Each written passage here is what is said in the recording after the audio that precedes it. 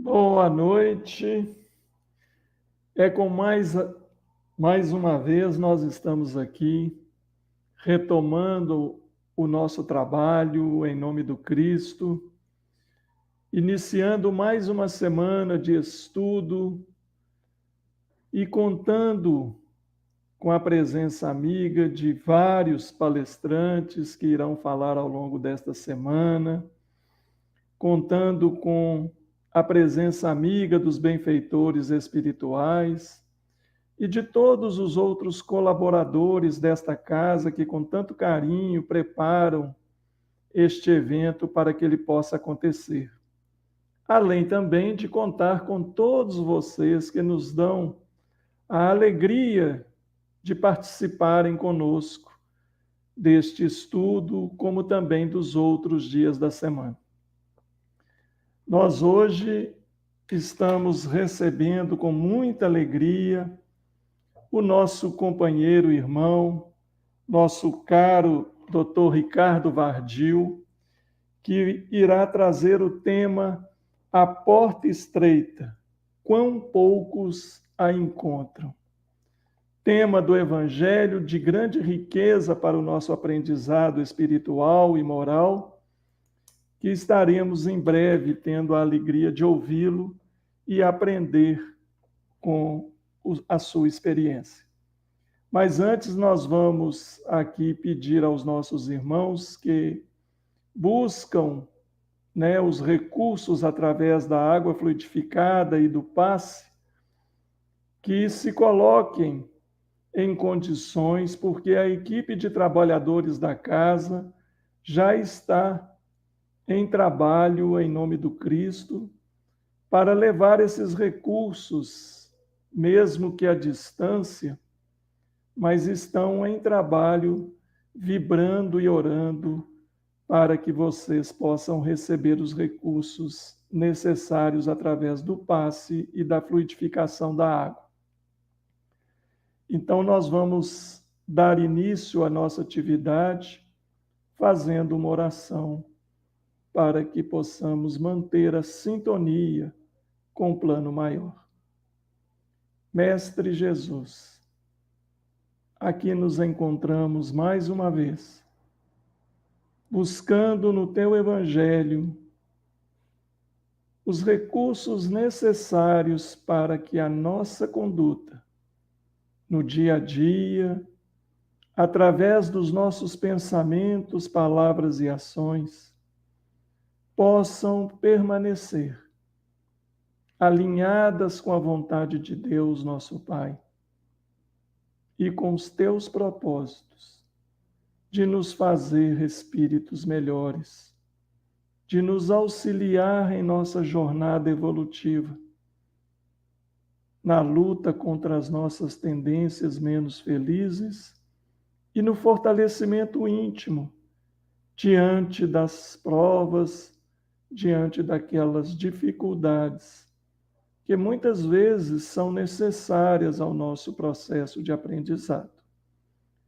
Que o Senhor, então, nos possibilite manter a mente aberta para que os ensinamentos desta noite, trazidos pelo nosso irmão, possa fazer com que tenhamos a capacidade de assimilar e colocar em prática no nosso dia a dia. Que o Senhor o abençoe e o envolva e que a tua paz permaneça conosco, agora e sempre. Que assim seja. Nós então vamos passar a palavra para o nosso irmão, Dr. Ricardo Vardil. Tem uma boa palestra, viu, doutor? Ok, obrigado, Sidney. Boa noite a todos. Hoje nós vamos falar sobre a porta estreita. Nós vamos falar, em verdade, nós vamos falar, sabe o quê, gente? Nós vamos falar sobre regime. Sabe por quê? Olha o que Mateus fala lá no capítulo 7, versículo 13 e 14. Entrai pela porta estreita, porque larga é da perdição. Espaçoso o caminho que a ela conduz, e muitos são os que por ela entram. Quão pequena é a porta da vida, quão apertado o caminho que ela conduz. Se é apertado o caminho que ela conduz, vou ter que emagrecer. Então, o assunto hoje é sobre emagrecimento. Regime. Emagrecer o quê? É perder tudo aquilo que nos faz felizes espiritualmente. Porque o reino dos céus é caracterizado pela felicidade incondicional. E hoje, olha só, gente, incondicional. Presta atenção. Então, para atingir esse reino dos céus em nós, no nosso coração, a porta é estreita, caminho apertado, vamos ter que emagrecer. Emagrecer o quê? O nosso ego. Porque o nosso ego é que nos impossibilita de atingir essa felicidade incondicional. Ok? Então, hoje nós vamos traçar um percurso de emagrecimento, né? Poucos conseguem isso aqui ainda encarnado, né? Quem se lembra daquela historinha maravilhosa, eu sou encantado com a historinha do Jorge e o Chico Xavier, né? Jorge era um mendigo de rua que volta e meia visitava o Chico. E o Chico recebia ele de braços abertos. O Jorge cheio de feridas, mau hálito. E o Chico beijava ele, abraçava. E os dois brincavam e riam. E o pessoal ficava impaciente na fila, querendo falar com o Chico. E os dois ali não acabavam a conversa, né? E quando parecia que ia embora, Chico pedia ao Jorge para cantar uma música, a música que o Chico gostava. E o Jorge cantava. E Chico nunca tirou o Jorge da rua, porque ele já estava no reino dos céus. Como assim? Diz o Chico que, quando ele desencarnou, quem foi receber o Jorge pessoalmente? Jesus. Imagina, gente. Jorge não possuía nada mais de ego, nada mais da matéria. Não possuía nada e era possuído por Deus. E ele foi recebido por Jesus, né? Então, nem todos nós conseguimos isso, mas é o propósito, é o foco do nosso empenho aqui. Não é isso? Então, para emagrecer, o regime, né, o emagrecimento do ego. Como que é esse emagrecimento do ego, né? Ou seja, se imagina que o ego é um terreno cheio de espinhos. Nós vamos ter que tirá-los para que a semente da felicidade germine. A gente quer ser feliz sem tirar os espinhos, mas tem que tirar os espinhos um por um para que ali a semente da felicidade possa germinar. E o que são os espinhos? Tudo que me faz sofrer. Mas tirar o espinho não é o que me faz sofrer lá fora, é dentro de mim. Porque todas as circunstâncias da vida, elas são criadas por Deus no livro da nossa vida, que nós pedimos antes de reencarnar, com o objetivo de fazer nascer em nós essa felicidade incondicional. Tá certo? Então, tirar os espinhos é ter consciência. O que me faz infeliz? E ir usando os argumentos espirituais para ir retirando os espinhos. Nós podemos resumir todos os espinhos em dois aspectos, em dois itens: o orgulho e o egoísmo. Só que falar assim fica muito genérico, né? Porque tem as sutilezas do orgulho, tem as sutilezas do egoísmo. O que é o orgulho? Emmanuel fala, é a desproporção do nosso ser, é a desmedida do nosso ser. Olha que olhar diferente, né? Toda vez que eu estou dando ao mundo além do que é necessário, do meu ser, isso é orgulho. E às vezes até em nome da felicidade do outro. Emmanuel fala isso. Muitas vezes, em nome da felicidade do outro, a gente se arroga no direito de fazer o outro feliz ao meu modo, não no modo do outro. Então, o orgulho é toda vez que a gente cai nessa desproporção, nessa desmedida. Então, veja bem, é desmedida para cima e para baixo. Porque quando se fala de baixa estima, gente, não existe baixa estima. A baixa estima é consequência do orgulho. É consequência do querer ser o que não é. E fica sofrendo baixa estima. Ficar tratando a baixa estima é incentivar o orgulho. É mais fácil detectar o orgulho, detectar o espinhozinho e tirá-lo, do que ficar trabalhando em elevar a estima. Como elevar a estima? O espírito já é arrogante. O espírito é orgulhoso, não tem estima baixa, não. Mas como assim? Vamos dar exemplos. De repente a pessoa fala assim, né? Ah, mas eu sou feio, sou magrelo demais, sou peludo. Ué, você está falando do quanto você deseja ser lindo, maravilhoso. O espírito não é nem lindo, nem feio, nem gordo, nem magro. Ah, mas eu sou burro. Ué, você escolheu ser burro. Seja um burro feliz. Você escolheu. Isso, o espírito não é burro, nem inteligente, não é nada. Percebe? Quando a gente trabalha esse viés, fica mais fácil tirar esse espinho e começar a ser feliz o que se é, com o que se é. Então, o orgulho é essa desproporção na nossa natureza. Cada um tem uma natureza de ser. E toda vez que a gente acha que eu estou certo com a minha natureza, que ela tem que ser imposta porque o outro é errado, isso é orgulho. Aí eu começo a sofrer. E vou ter que emagrecer esse ego aí. Vou emagrecer o quê? É aprender a desapegar, a desprender desses espinhozinhos aí. Para a semente da felicidade incondicional nascer. Tá certo? E o egoísmo? O egoísmo é querer o bem exclusivamente para si próprio. Olha só que bonito esse conceito. Então, André Luiz adora esse conceito. Querer o bem exclusivamente para si próprio. Então, o problema é do bem. Que a gente pode dizer também de interesse pessoal. Quando é que eu estou sendo egoísta? Sempre que houver um interesse pessoal. Sempre que eu quiser o bem exclusivamente para mim mesmo.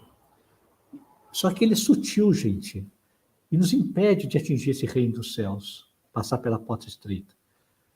Tudo que eu faço, se eu faço por interesse pessoal, não tem valor espiritual. Até querer evoluir, querer fazer as coisas para evoluir é interesse pessoal. A vida deve ser uma ação puramente desinteressada. Desinteressada. Percebe? Então, de repente, a gente começa a perceber aquelas sutilezas, né? São esses espinhozinhos que ficam ali, nascem no ego e que nos engordam. Nós vamos ficando gordos e a gente não passa pela essa porta estreita. Então, para atingir o reino dos céus em nós, nós vamos ter que deixar o reino, nosso reino para trás. Porque cada um de nós tem um reino, gente. Né? O reino que é a nossa mente. Emmanuel fala, a mente é uma ilusão que salteia a inteligência. Olha só, é uma ilusão. Então, tudo que está na nossa mente é ilusão.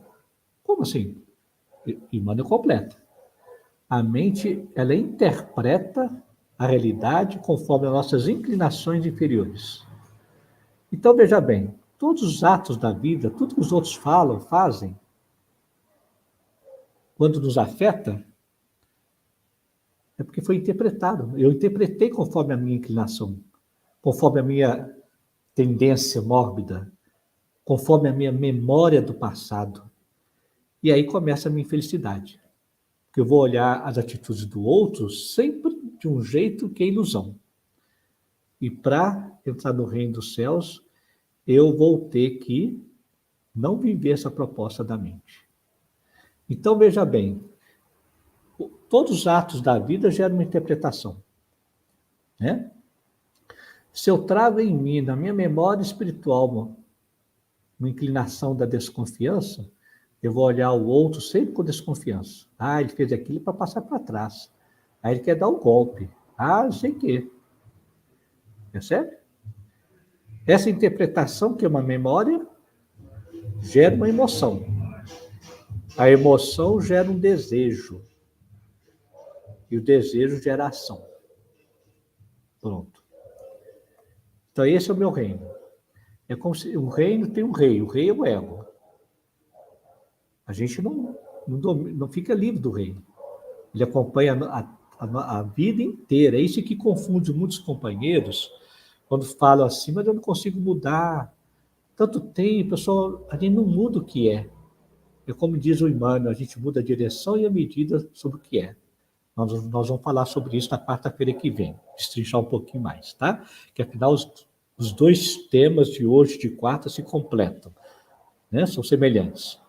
Então, veja bem, o nosso reino é essa interpretação, essa memória, emoção, desejo e ação, tá certo? O reino, então, ele é consolidado por apegos. Uma série de identificações que nós temos, que a gente se apega a eles, que geram sofrimento. Ficamos gordos, o ego fica inchado, inflado, e não passa pela porta estreita. Então, nós vamos ter que detectar essas identificações desses apegos para fazer o trabalho de desapegar. Porém, todo apego gera um medo. É uma cadeia. Bacana essa cadeia. Ela resume toda a nossa dinâmica do sofrimento e da libertação. Todo apego tem seu medo. Né? O medo de perder, medo... Então, vamos colocar aqui os apegos e os medos essenciais. Né? Vamos lá. Porque sempre um é o oposto do outro. A vontade de ganhar gera o medo de perder. Ganhar no sentido amplo. Ganhar atenção, reconhecimento, ganhar resultado, sucesso. Como nós não temos poder sobre isso, entende? Gera o medo de perder.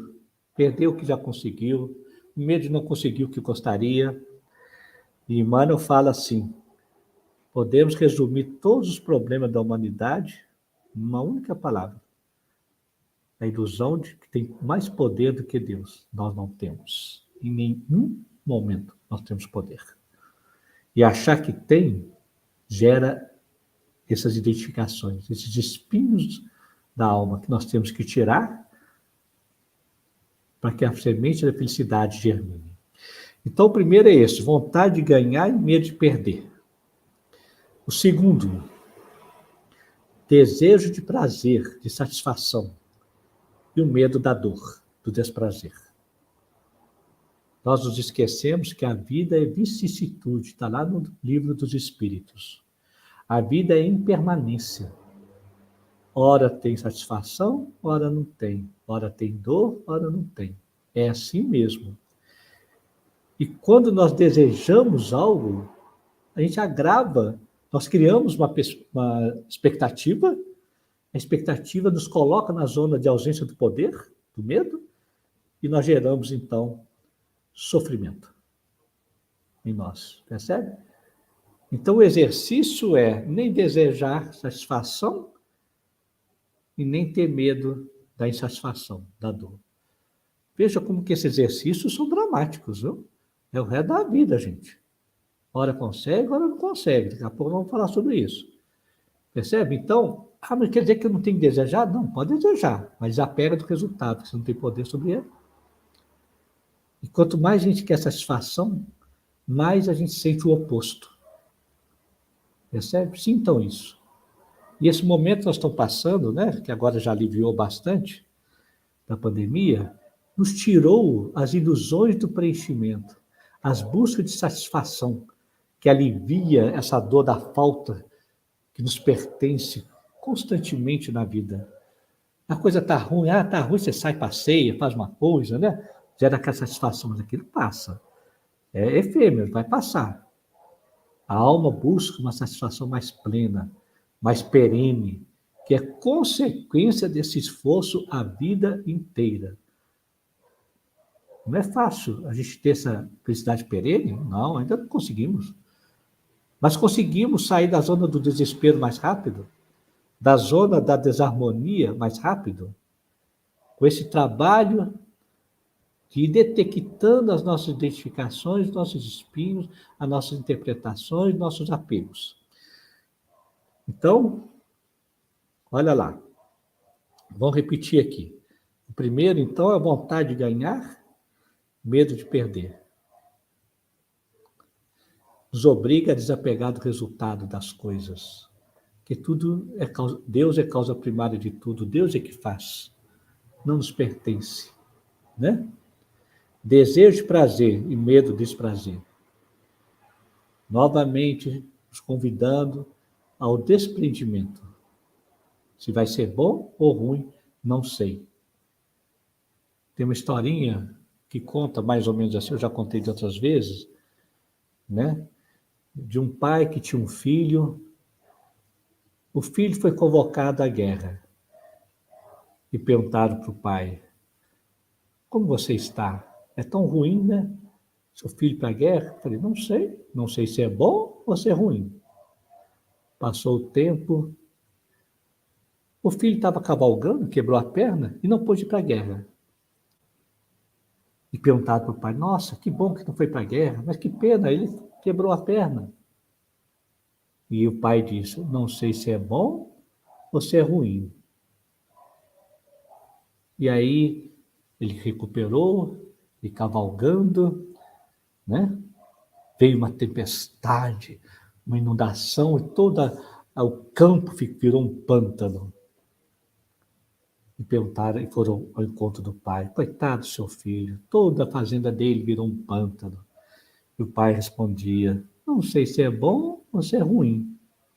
O tempo passou, o pântano secou, toda aquela região virou uma área fértil, uma produtiva, e todos vieram ao encontro do pai. Que bom, que alegria, né? E o pai dizia: não sei se é bom ou se é ruim. Olha só que beleza. É como a gente deve ir enfrentando as vicissitudes da vida. Não sei se é bom ou se é ruim. O que é bom? Aí entra outro conceito legal. Lembrei aqui agora. O que é bom e o que é bem? O bom é o ego classificando as coisas entre bom e ruim. E o bem é Deus, que tudo que vem de Deus é bem. Portanto, tudo que acontece na nossa vida é bem. Mas a nossa mente classifica que aquilo é bom ou ruim, conforme a nossa natureza egóica. Então, nós podemos começar a trabalhar esse viés. Olha que bacana. Tudo que acontece é bem, porque é de Deus. Deus, que é amor sublime, não permitiria que acontecesse alguma coisa conosco que não fosse o bem. Para a alma, para o espírito, para o humano, não. É isso que gera muita confusão, que eu sempre repito. Nós somos espíritos em experiência humana, e não humanos em experiências espirituais. Como nos diz o Emmanuel, Deus violenta o egoísmo e apodrece a vaidade no campo humano. Percebe? É isso que às vezes gera confusão da gente perceber: nossa, um coitado, ele perdeu a casa, ele perdeu o emprego, todo mundo morreu. Isso é bem para o espírito. Para o ego, não, é mal. O que é o mal para o ego? É tudo aquilo que me contraria. Por isso Jesus fala assim: não resistais ao mal, não resistais à contrariedade. Não resista. É um exercício dramático, que tudo nos contraria. Já perceberam, gente? Toda hora nós somos contrariados. Porque o ego desejante nunca está satisfeito. E Deus ainda coloca os opostos junto para contrariar mesmo, porque a vida é contrariedade, porque é da contrariedade que nasce a felicidade incondicional, porque para ser incondicional tem que ter contrariedade, senão não é incondicional. Não é? Então, voltando aqui nos 4 elementos fundamentais aqui, né, que eu dei uma devagada. Vamos voltar aqui. Vontade de ganhar e medo de perder. Desejo de prazer e o medo do desprazer. A busca do elogio e o medo da crítica. É o terceiro. Como que você percebe isso? Se alguém fala que o seu trabalho foi horroroso, se alguém fala que você é feio, se alguém fala que a comida ficou ruim e você sofreu, é porque você está apegado à crítica. Está com medo da crítica. É apego. Desidentifica. E aí, pronto, você vai ficar, não vai sofrer. Porque no amor universal está implícito a igualdade. E a igualdade é dar ao outro o livre-arbítrio de ser. Ele pode dizer e falar o que quiser. E eu que vou escolher se eu vou sofrer, se eu vou acreditar nisso ou não. Se eu vou sofrer ou não. Mas prepare, porque a mente vai ficar tagarelando e nós vamos ter que aprender a sermos um observador da mente, que observa a distância, a tagarelice da mente criando sofrimento. E o tempo todo é assim.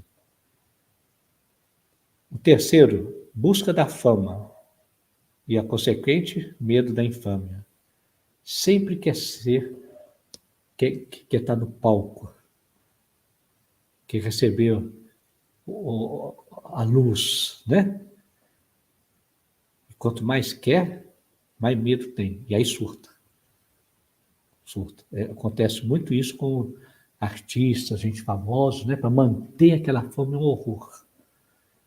Né? Eles caem em depressão, né? Mas nós mesmos, pequeninos seres, nós temos isso. De vez em quando eu caio nessa armadilha. Eu começo a olhar quantas visualizações no YouTube. O ego adora número, gente. O ego adora performance, né? Nossa Senhora, eu tive tantas visualizações. Isso é ego, gente, querendo fama. É apego. Não esqueço de uma cena que eu já contei aqui, mas adoro repetir, que as coisas boas é para repetir mesmo, né, gente? A gente tem essa neomania, né, de querer sempre coisas novas, e as coisas boas são incríveis. Uma cena de um filme em que o ganhador de Prêmio Nobel de Literatura, um argentino, foi da Suécia receber o Prêmio Nobel e chegou lá e disse assim: eu sou um artista. Se eu, como artista, agradei a todos, é porque minha obra não presta. E ele deixou o Prêmio Nobel lá na Suécia e foi embora na Argentina e entrou em depressão. Olha, eu achei fantástico. Agradar a todos? Nem Jesus agradou, foi para a cruz. É melhor ir para a cruz. Se estiver agradando a todos, tem alguma coisa estranha. Né? E isso gera identificação e o medo.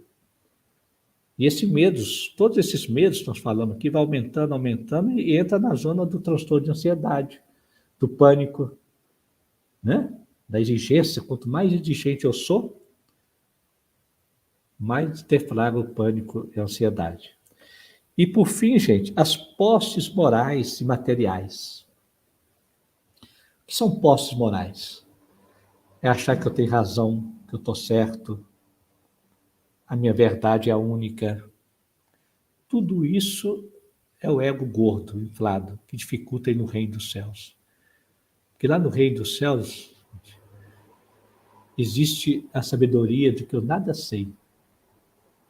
Que eu nada sei. E nada possuo. Por isso que Jesus começou a bem-aventurança com bem-aventurados os pobres de espírito. Aqueles que nada possuem. E Jesus não veio para os doutos, veio para os simples, porque os doutos estão cheios de razão. E como diz o livro dos Espíritos, o Espírito da Verdade fala, que a nossa razão é deseducada. E nós viemos para entender a razão divina. Que a nossa razão é deseducada, ela é contaminada pela má educação. Então, uma das posses morais que mais dificulta a gente atingir a felicidade incondicional são essas posses morais. O tempo todo, repara, a gente está sempre brigando pela verdade. A minha verdade, a verdade do outro. O meu espírita também, só porque a gente sabe reencarnação, fica brigando de verdade. Sabe nada, gente, sabe nada. Querer ter razão ou querer abraçar? Isso não implica que eu deva abraçar a verdade do outro. Eu reconheço a minha verdade e reconheço a verdade do outro. É como se fosse assim, eu gosto de azul, o outro gosta de amarelo. Enquanto eu estiver com o outro, eu admiro o amarelo, mas por dentro eu continuo gostando de azul. Mas eu não condeno o amarelo do outro. Percebe? Então, as posses morais e as posses materiais.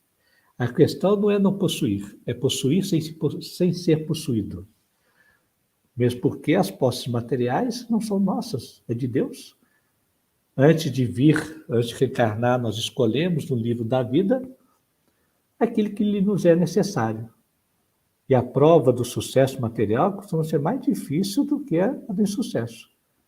Haja visto que na biologia da felicidade, né, quando eles medem neurotransmissores, dopamina, serotonina, responsáveis pela felicidade, perceberam uma coisa maravilhosa.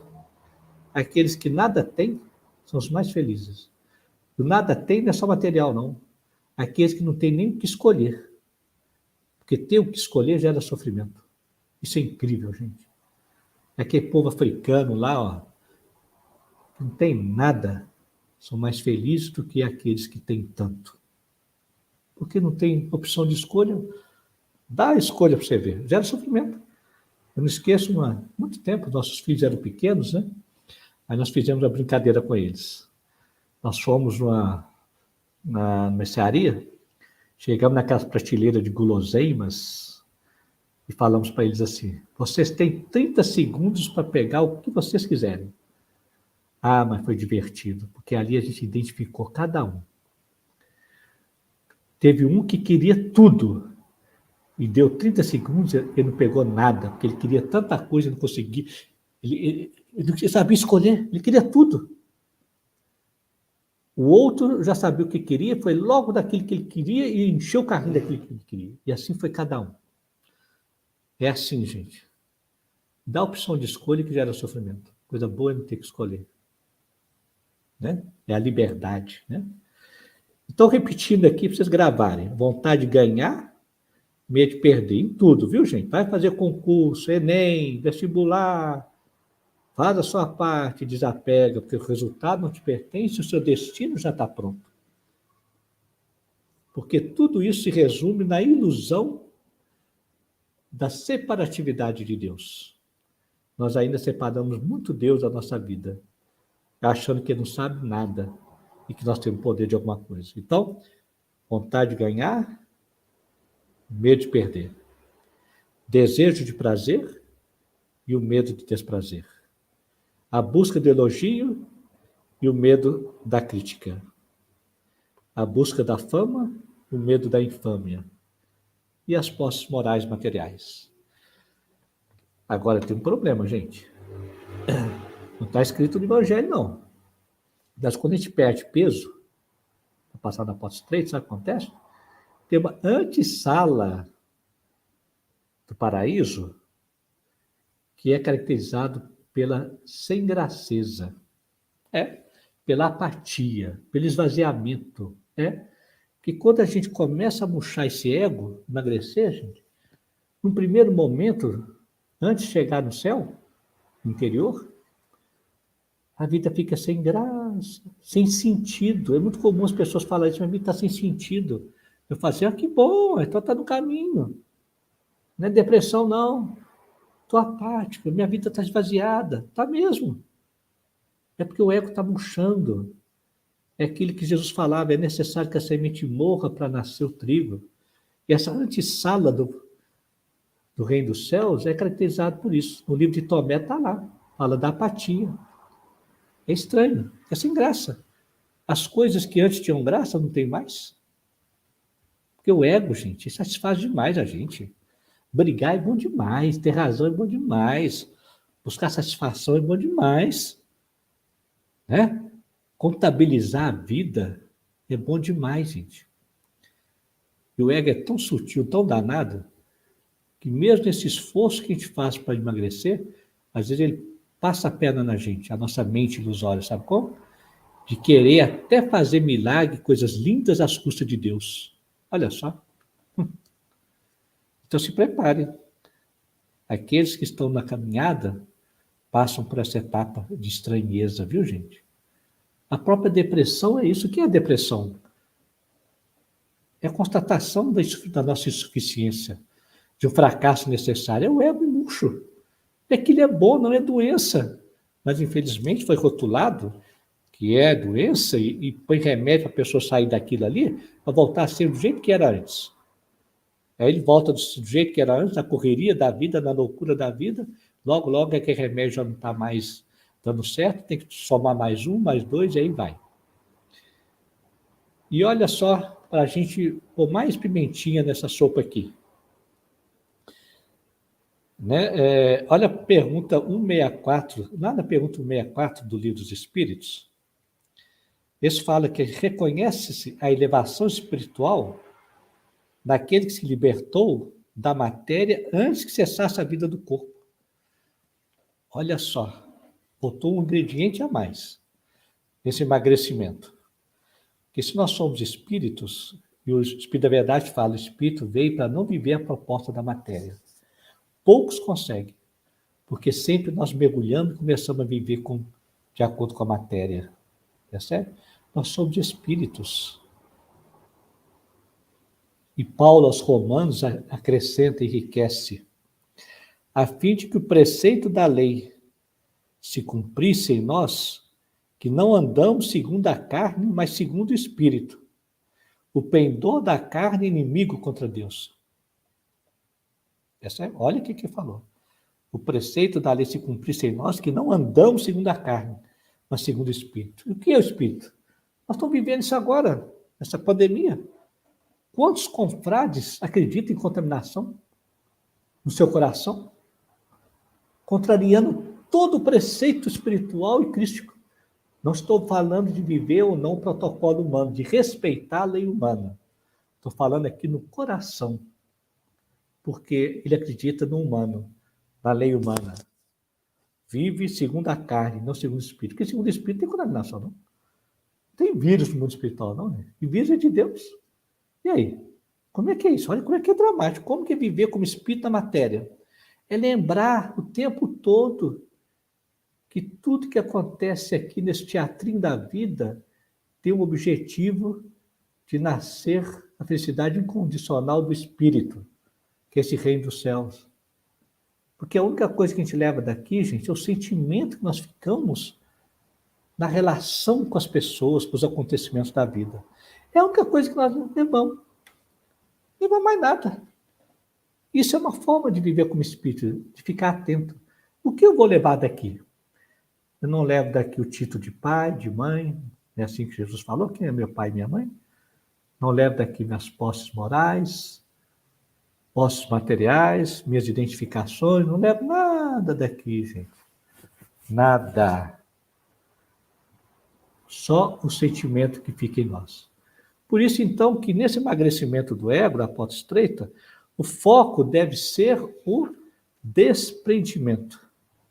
Certo?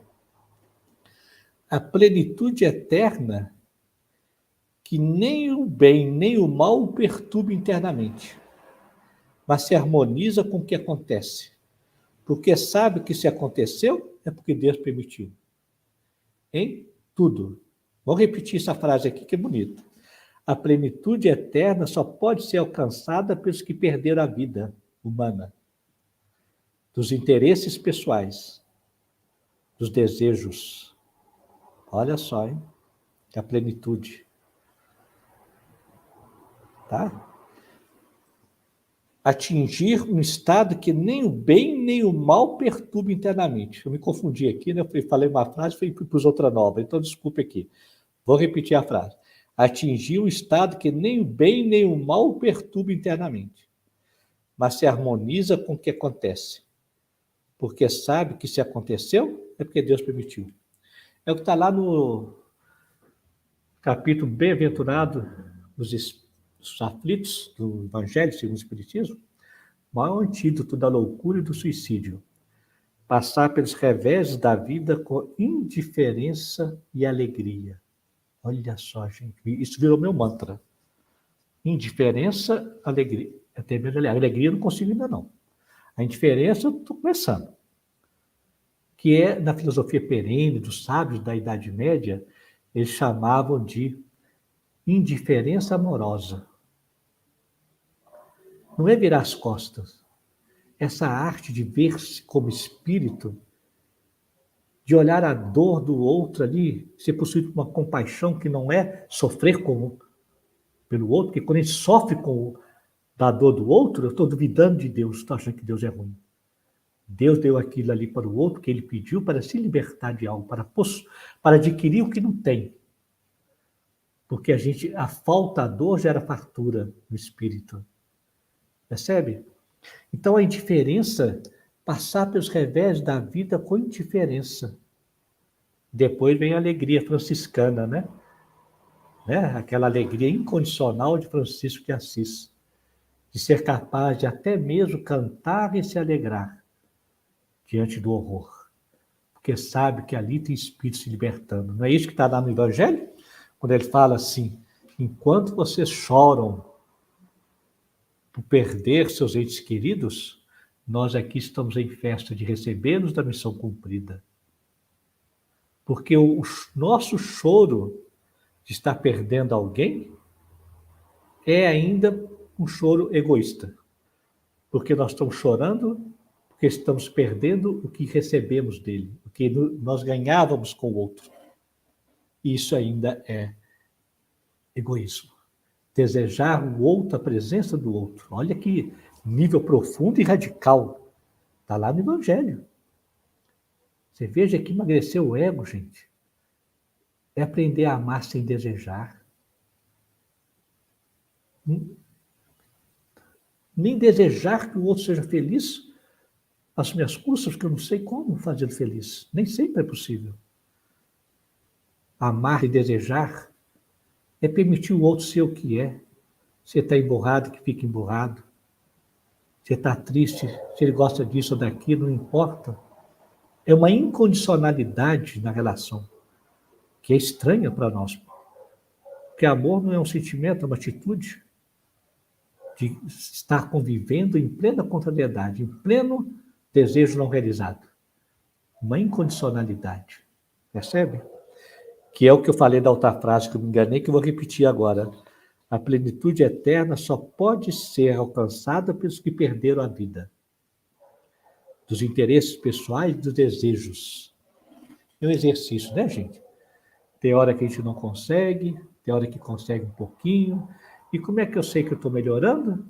É quando o tempo entre a desarmonia, o sofrimento, o desespero e a harmonia interior está só encurtando, cada vez mais curto, cada vez mais rápido eu recupero a harmonia.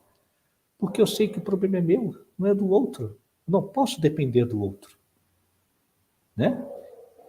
Então, para finalizar, eu vou ler aqui uma frase de São Francisco, né, gente? Então, vocês entenderam, né? O negócio é emagrecer. E vão lembrar de Paulo, que eu sempre repito Paulo, quando ele fala assim, quantas vezes o que eu quero fazer eu não faço, o que eu não quero eu faço, o que eu devo eu não faço. Não importa. Esqueço tudo para trás e prossigo para o alvo. O importante é ter alvo, foco. O orar e vigiar é vigiar o foco, para a gente não perder o foco de aprender a ser feliz incondicionalmente, de ir tirando os espinhos que dificultam o germinar da felicidade. São esses espinhos do ego que nós falamos aqui, rapidamente, né? Que esse é um assunto para a gente conversar em grupo, né? Discutir, tirar dúvida. Como é que é isso? É no cotidiano da vida, nas coisas mais simples da vida. Porque a vida é uma banalidade, gente, um horror. Você faz todo dia a mesma coisa, repete, come, dorme, lava isso, faz... não é? É ali que a vida acontece. Não é? Então vamos lá, na frase de São Francisco. Tenho muito poucas necessidades e desejo muito pouco aquilo que necessito. Quase não tenho desejos, mas se tivesse de nascer outra vez, não teria nenhum. Nada devemos pedir e nada devemos recusar. Só devemos entregar-nos aos braços da providência divina, sem perder tempo com desejo algum, a não ser o que Deus quer de nós. Que coisa linda, gente. Chique demais, né? Adoro isso. A não ser o que Deus quer de nós. E o que Deus quer de nós? É aquilo que aparece na circunstância da vida, a gente aprender a sair mais rapidinho do desespero e da infelicidade. Nesse olhar que somos espíritos eternos, E o reino do céu já está em nós, vós sois deuses. Nós vamos ter que fazer essa limpeza dos tijolinhos, né? Disso que impede que a nossa luz brilhe. Para chegar naquele ponto que no taoísmo eles falam da inação na ação. Quando eu não mais ajo com o ego, o que sobra é o amor incondicional, que é a condição sine qua non para a felicidade incondicional. Ok, meus queridos, então nós vamos terminando por aqui, agradecendo aí a oportunidade desse compartilhar de olhares, de vivência. Tudo que eu falei é uma proposta que eu tenho vivido, né? Eu sempre falo, eu não faço estudo de que eu não preciso. A gente precisa ouvir aquele que necessita aprender. Então, nós vamos encerrando o nosso trabalho de hoje e agradecendo, né, a Deus por tudo que temos. Nós vamos aprendendo até orar diferente. Dizem que à medida que a gente cai nessa transformação, a vida se torna uma oração. E a gente já não pede mais nada a Deus, porque Ele sabe o que precisamos. Nem pedimos para receber e nem pedimos para retirar. Então, eu só vou pedir a Deus, Senhor, que nós tenhamos a força necessária de transformar crença em certeza, o suficiente para conduzirmos na vida ao Teu encontro, Senhor. Que cada vez mais, Senhor Jesus, nós sejamos possuídos por Ti. Não importa se é diante da dor, do tsunami, o que for, Senhor. Que nós lembremos de Ti a cada instante da vida, de tal maneira que a nossa vida se torne uma oração. Obrigado a todos, que tenham uma boa noite e até o próximo encontro. Obrigado.